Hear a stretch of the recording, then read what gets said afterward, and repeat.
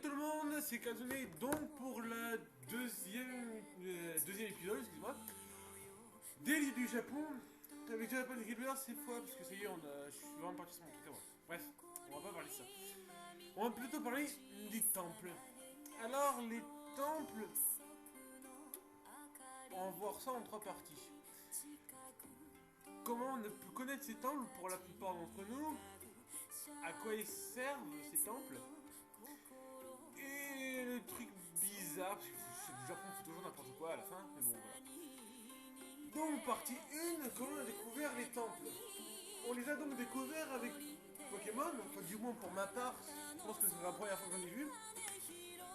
Puisque les tours Chétiflore et Cendré dans les jeux Or Argent, Art Gold ou Silver, ainsi que dans la saison 5 pour l'année, et des PC plus combien. Enfin bref. On a des tours qui sont une partie des temples, hein. C'est pas les temples en eux-mêmes, mais c'est une partie des temples. Et ils sont présents dans le jeu et dans l'animé comme étant les temples en eux-mêmes. Et j'ai pu retrouver la tour la réelle tour Chétiflore. Tant mieux.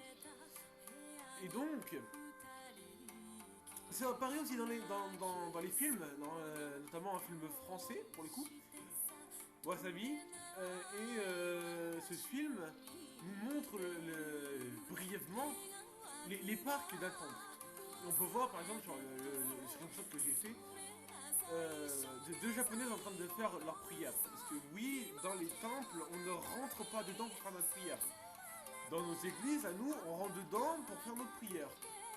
Au Japon, dans les temples, on ne rentre pas dedans. On est devant le temple et on fait sa prière devant. On ne rentre pas car c'est le monastère. Voilà. Et donc, les temples sont bouddhistes. Les sanctuaires sont shintoïstes. Physiquement, il n'y a aucune différence. Enfin, les quelques différences qui subsistent ne sont visibles que par les historiens et les professionnels du bâtiment ancestral japonais. Donc, pour autant dire que pour nous, c'est la même chose. Donc on va pas éterniser là-dessus. On a donc les temples Enryakuji. Donc Enryakuji s'écrit de cette façon en japonais et se trouve à Tokyo. Et il est donc suivi du suffixe ji. Il peut aussi se dire Dela.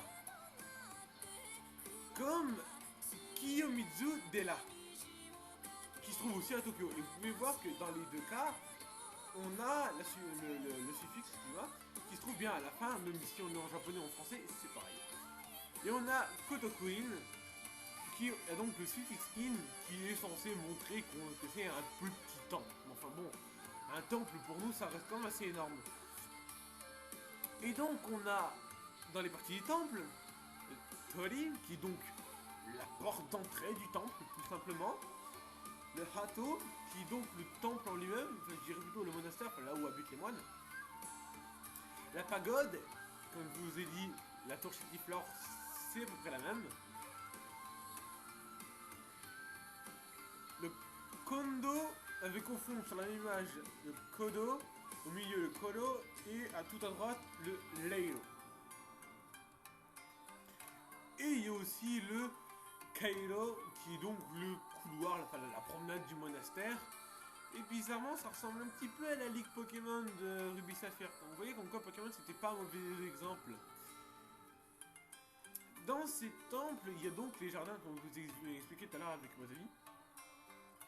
Et donc, sur ces fameux temples, on a des festivités, forcément. Mais c'est pas parce qu'il y a une grande fête religieuse qu'on va pouvoir rentrer à l'intérieur du temple.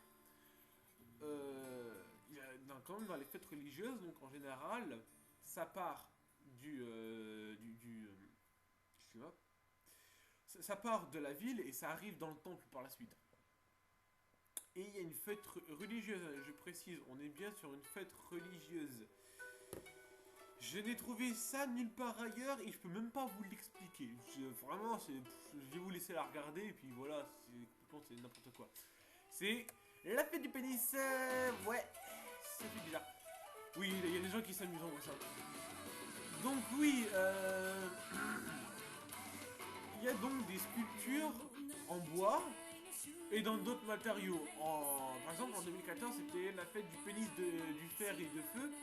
Et donc, forcément, la statue était en fer. Et on avait donc certains qui étaient embrasés au moment du défilé, entre guillemets, qui partaient de la ville et pour aller vers un sanctuaire. Et donc, il y a même des confiseries à ce moment-là, sculptées dans cette forme-là. C'est vraiment très bizarre. Et il faut savoir que c'est une grande partie touristique au Japon. Parce que le Japon, niveau tourisme, ça compte à peu près 14 millions de personnes par an. Et vous pouvez le voir sur les photos, il n'y a pas que des japonaises, il y a aussi des européennes. Donc, oui, une partie du tourisme se fait grâce à ça. C'est vraiment bizarre, mais vraiment très bizarre. Mais enfin, c'est pas tout ça, mais je vais vous laisser voir ces images un peu bizarres. Bien, merci d'avoir vu cette petite vidéo. Et à plus.